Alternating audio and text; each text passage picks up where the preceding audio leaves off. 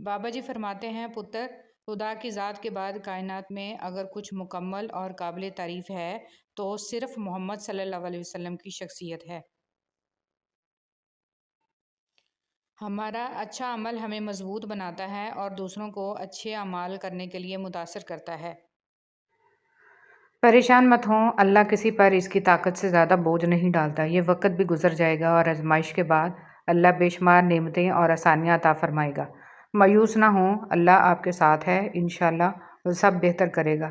صبر کریں اور دیکھیں، ہو سکتا ہے کہ اللہ کی رضا وہی ہو جو آپ کی خواہش ہو۔ جب یقین کی ڈور اللہ پر چھوڑ دی جاتی ہے تو پھر اللہ اپنے بندے کو رسوا نہیں کرتا۔ آپ کو پتہ ہے اللہ کا انداز بہت پیارا ہے۔ جب کوئی بات بتانی ہو تو مثال دیتے ہیں، جب تسلی دینی ہو تو اپنی آیت ہماری آنکھوں کے سامنے کر دیتے ہیں۔ جب ہمیں اس ذات کی شدید ضرورت ہوتی ہے ہم تک حوصلے پہنچ جاتے ہیں۔ ہو رہا ہوتا ہے فیل ہم تنہا بھی ہوں تو ہمیں اللہ کا سہارا ہے۔ شیطان اور زمین پر قابیل تھا، دونوں کے حشر سے عبرت حاصل کر حضور اقدس صلی اللہ علیہ وسلم نے فرمایا، حسد نیکیوں کو اس طرح جلا دیتا ہے جس طرح کہ آگ خشک لکڑی کو۔ مسکراہٹ اور معذرت رشتوں کو مضبوط کرتی ہے۔ معاف کر دیا کریں، آپ کو بھی تسکین ملے گی۔ بات صرف احساس کی ہے، کسی کو 2 پل میں ہو جاتا ہے اور کسی کو صدیوں بعد بھی نہیں ہوتا۔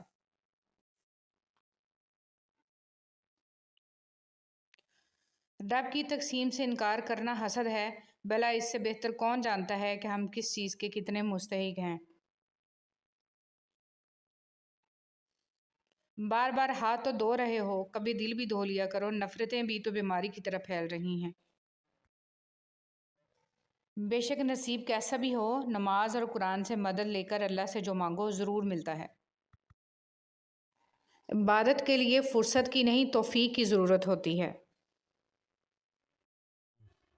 حضرت انس رضی اللہ تعالیٰ عنہ فرماتے ہیں، حضور صلی اللہ علیہ وسلم کا رنگ سفید روشن تھا تو سینہ مبارک کی بوند حضور صلی اللہ علیہ وسلم کے چہرہ مبارک پر نظر آتی جیسے موتی۔ آسان بنائیے، کسی کی یاد آ رہی ہے تو فون کر لیجئے، ملنا چاہتے ہیں تو مدعو کر لیجئے، غلط فہمی ہو دور کرنا چاہتے ہیں تو وضاحت کر دیجئے، کوئی سوال دل میں ہے تو پوچھ لیجئے، کوئی بات ناپسند ہو تو بتا دیجئے، انا کو دور چھوڑیے اور اپنوں کو پاس بلائیے، کوئی معافی مانگے تو ضرور معاف کر دیجئے۔ اپنی حد میں رہنا سیکھو۔ حد میں رہنا اللہ تعالیٰ کی بہت بڑی نعمت ہے، کیونکہ پانی جب حد سے بڑھ جائے تو طوفان بن جاتا ہے اور انسان حد سے بڑھ جائے تو شیطان بن جاتا ہے۔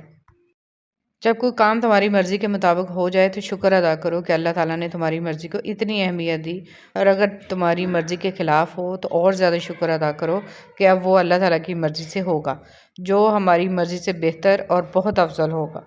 اپنے دل و دماغ کی حفاظت کریں، کیونکہ نہ آپ دوسروں کی زبان روک سکتے ہیں نہ ان کے منفی خیالات، اس لیے زندگی کو ان باتوں سے الجھانا چھوڑ دیں۔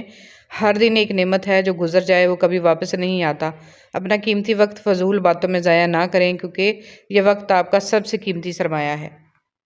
دوستی بہت خوبصورت ہوتی ہے، یہ نہ رنگ و نسل دیکھتی ہے، نہ عمروں کا فرق جانتی ہے، نہ اس کے فرقے ہوتے ہیں، یہ 2 دلوں کو باہم جوڑتی ہے، عزت اور اعتماد دیتی ہے۔ اچھا اور مخلص دوست اللہ کی نعمت ہوتا ہے۔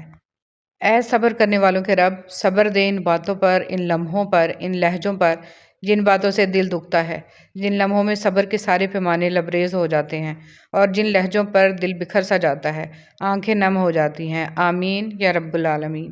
محبت کس سے کی جائے؟ دنیا سے، یہ تو رلاتی ہے، پھولوں سے، یہ تو مرجھا جاتے ہیں، پیسے سے، یہ تو رشتے توڑتا ہے، بلندی سے، یہ تو ایک دن گر جاتی ہے، خوشی سے، یہ تو وقتی ہوتی ہے، لوگوں سے، یہ تو بے وفا ہوتے ہیں، تو پھر آخر محبت کس سے کی جائے؟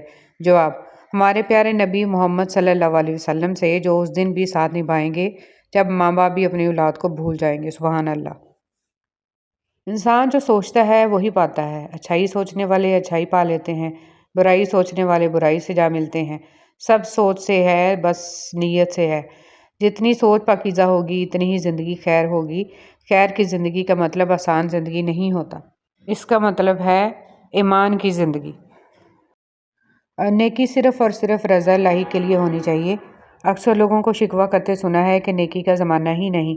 ہر زمانہ نیکی کا ہی ہے، اگر کی جانے والی نیکی کے اجر کی امید صرف اللہ سے رکھی جائے۔ مگر ہم نیکیوں کے اجر کی امید لوگوں سے لگا لیتے ہیں اور پھر نا امیدی پر شکوے کرتے نظر آتے ہیں۔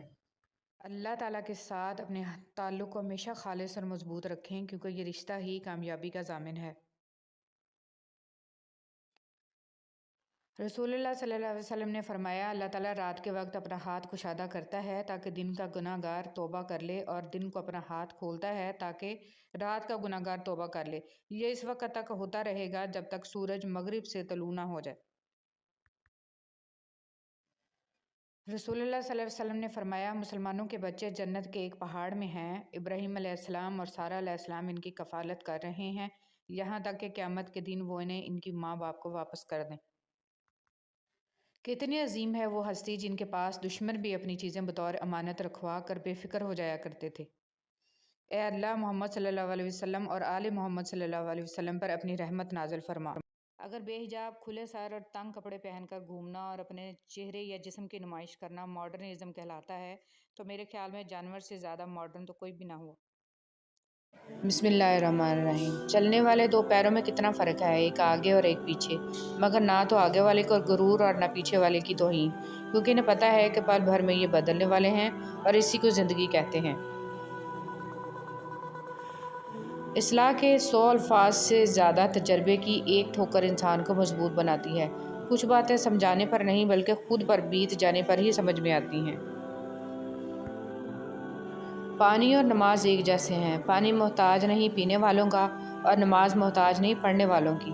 دونوں کے لیے پیاس ضروری ہے، جسم کی پیاس کے لیے پانی، روح کی پیاس کے لیے نماز۔ اللہ سبحانہ و تعالیٰ آپ کی روح کو ہمیشہ نماز کا طلبگار رکھے، آمین۔ منافق انسان کو آپ چاہے جتنے بھی میٹھے پھل کھلاؤ مگر پھر بھی وہ آپ کو کاٹ ہی دے گا۔